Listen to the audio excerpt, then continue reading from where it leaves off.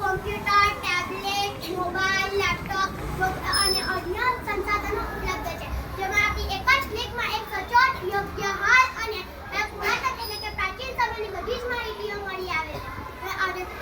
એનો અનુભવ આપણે કોવિડ-19 ના સમયમાં કર્યો જ છે. કોવિડ-19 ના સમયમાં જ્યારે આપણે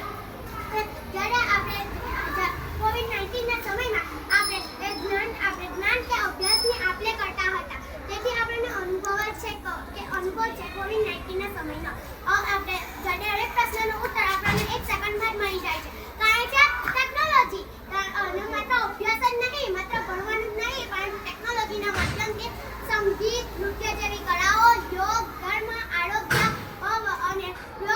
આરોગ્ય અને વગેરે જુદી જુદી વિષયો પર માહિતી મેળવી શકીએ છીએ. અને એક જગ્યાએથી આવવા જવા માટે પણ હવે ટેકનોલોજીએ ખૂબ વિકાસ સાધ્યો છે. હવે પ્રત્યેક વિદ્યાર્થી દેશ વિદેશથી યોગ્યતાપૂર્વક તેની જ્ઞાન પ્રાપ્ત કરી શકે છે. અને હવે એક જગ્યાએથી આવવા જવા માટે, માહિતી મેળવવા, શીખવા, સંચાર કરવા માટે અને નવનિર્માણ કરવા માટે પણ ટેકનોલોજીનો બહોળો ઉપયોગ થાય છે. અને હવે આપણે ગેરફાયદાઓ વિશે વાત કરીએ તો જ્યારે વાહન વ્યવહારનો યોગ્ય ઉપયોગ ન થવાથી અકસ્માત સંભવિત બને છે. જ્યારે એક બાળક ટેકનોલોજીનો કે યંત્રનો તેના જરૂરિયાત કરતાં વધારે ઉપયોગ કરે ત્યારે તેના મગજ પર અને તેના શરીર પર ખૂબ જ ખરાબ અસરો પડે છે. ઉદાહરણ તરીકે તમને સમજાવું તો એક વિદ્યાર્થી કોમ્પ્યુટર સાયન્સના પાયથનનો જાણકાર હોય અને તેનો ઉપયોગ સિક્યોરિટીમાં કરે, કોઈ પણ ટેકનોલોજીની સિક્યોરિટીમાં, તો તે બહુ મોટો સદુપયોગ બની જાય છે. પરંતુ જ્યારે તે વિદ્યાર્થી તેનો ઉપયોગ ગેરરીતિપૂર્વક અને ખરાબ ઉપયોગ કરે ત્યારે તે બહુ જ મોટું નુકસાન થાય છે. અને ટેકનોલોજીના લીધે જ અકસ્માતો, ટ્રોલ જેવા મોટા નુકસાનો થાય છે.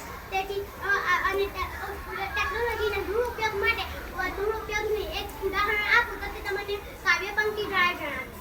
ये वो दौर है साहब, ये वो दौर है साहब, जहाँ इंसान गिर जाए तो हंसी निकल जाती है, जहाँ इंसान गिर जाए तो हंसी निकल जाती है, और मोबाइल गिर जाए तो जान निकल जाती है, और मोबाइल गिर जाए तो जान निकल जाती है. કયું ને મિત્ર, મારી વાત સાચી છે ને? આજના આધુનિક યુગ, ડિજિટલ યુગ અને ટેકનિકલ સમયમાં આજનો માનવી કંઈ આવું જ ઉપર મુજબનું વર્તન કરતા છે.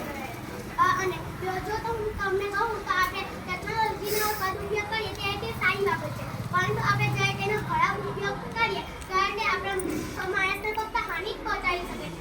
અંતતઃ આજે આપણે બધા એક